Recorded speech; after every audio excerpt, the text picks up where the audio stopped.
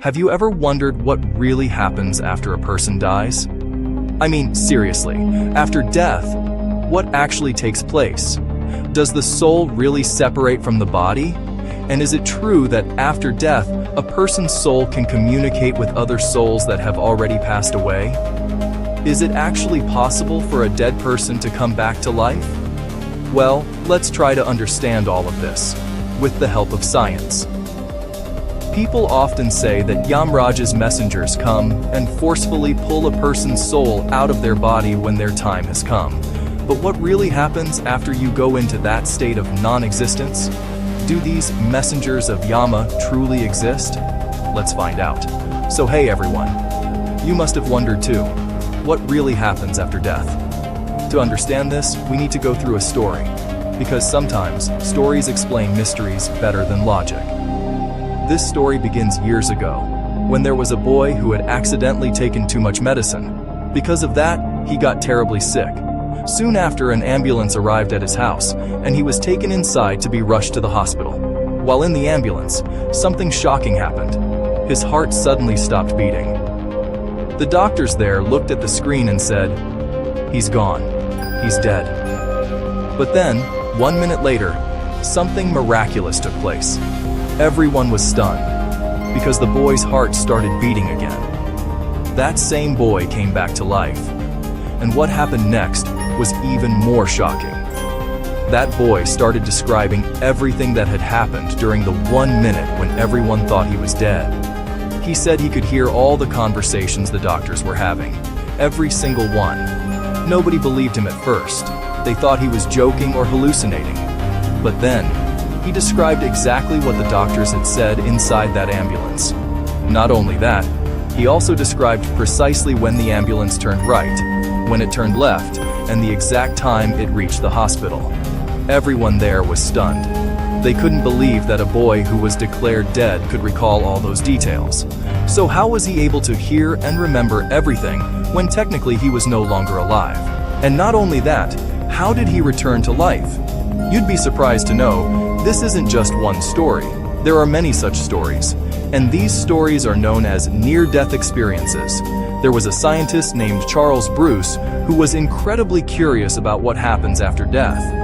He wanted to investigate all of it deeply, so he began interviewing a number of patients who had gone through such near-death experiences. After conducting those interviews, he was shocked because he found out that almost all of them described 5 common stages that happen at the edge of death. Let's understand these 5 stages one by one. Stage 1. Every patient said they felt like they were either going to die or had already died. They described a sense of peace, like their soul was slowly rising out of their body and drifting upward. They felt as though they were entering a calm, peaceful space. Everyone who had such an experience reported the same feeling, that their soul was leaving the body and moving into some quiet realm. Stage 2. In this stage, people felt as though they were flying or floating in the air, not physically, but as their soul. By the way, maybe you've also heard people say that the souls of the dead can communicate with us, or even appear in dreams. If you've heard stuff like this, write yes in the comments. If you haven't, write no. Alright, moving on to stage 3.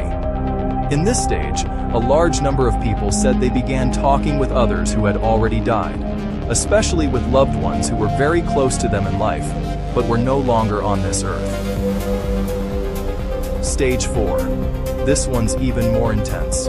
At this stage, nearly every patient described seeing a huge light coming from above, a bright illumination that seemed to call out to them, pulling them toward it. They said it felt like their soul was being invited to a divine realm, maybe heaven, maybe something beyond. Stage 5. The 5th stage is the most fascinating. Here, within seconds, people said they saw their entire life flash before their eyes. Everything they had ever done. Their good deeds, bad deeds, memories, regrets. Their whole life replayed like a movie in just a few moments. Strange, right? But you'll be even more amazed to know that these same descriptions, all 5 stages, are already written about in an ancient Hindu scripture called the Garuda Purana. Yes, you heard that right. The Garuda Purana, one of our oldest sacred texts, describes the moment of death in striking detail. According to the Garuda Purana, when the final moment comes, a dense fog or darkness fills the space, and through that mist, the messengers of Yama, the god of death, arrive. Huge, fearsome beings with red eyes, long nails, and a terrifying smile.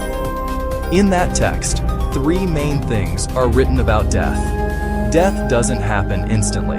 It's a slow process. After death, a person can still hear and even respond to others for a brief time. It says the soul can still perceive what's being spoken, like someone in an operating room who can still hear the doctors talking.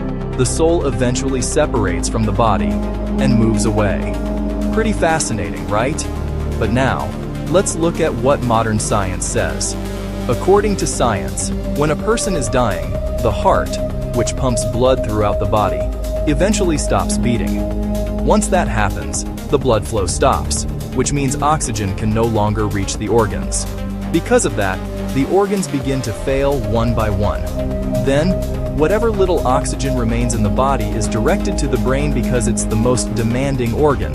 At the same time, the body's muscles lose control and go limp. That's why it's often observed that right after death, people may lose control of their bladder or bowels. Their muscles simply stop functioning. Now, here's the shocking part. Even after the heart stops beating, the brain doesn't die immediately. For a few seconds, sometimes up to a minute, the human brain can remain alive using the leftover oxygen in the body. And this is where all the strange experiences come from. The body may be dead, but the brain is still active. And during those final moments, the brain creates sensations and illusions that feel incredibly real. Scientists believe that this is the reason behind all those 5 stages. When oxygen levels drop, parts of the brain responsible for dreamlike imagery start firing randomly, so the person feels like they're floating, or seeing light, or meeting the dead. But it's not reality. It's the brain imagining things in a hallucinatory state. According to neurological research, those bright lights people claim to see are actually the intense surgical lights in operating rooms. But the mind interprets them as divine light. And that feeling of rising above the body, that's just a hallucination triggered by oxygen deprivation in certain parts of the brain. In conclusion, science dismisses all these so-called spiritual experiences and says it's all brain activity, nothing more. However, the story doesn't end there. If you noticed carefully, out of the 3 things the Garuda Purana mentioned, 2 actually match science. It says death is a slow process. Science agrees completely. The heart stops first, then organs, and finally, the brain shuts down. It says a person can still hear after death. Science also agrees, because the brain can remain active for a short while even after the body has stopped functioning.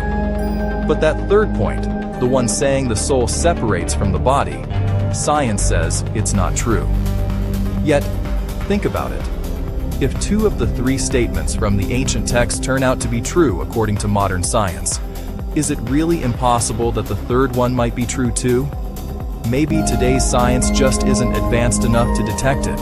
Maybe someday, when our technology and understanding evolve, science might finally prove that yes, the human soul truly exists, and it really does separate from the body after death. There's a lot of mystery in all this. Science has its explanations, and ancient wisdom has its own. I've told you both sides. Now it's up to you to decide what you believe. So, what do you think really happens after we die? Let me know your thoughts in the comments below. Thank you everyone for watching.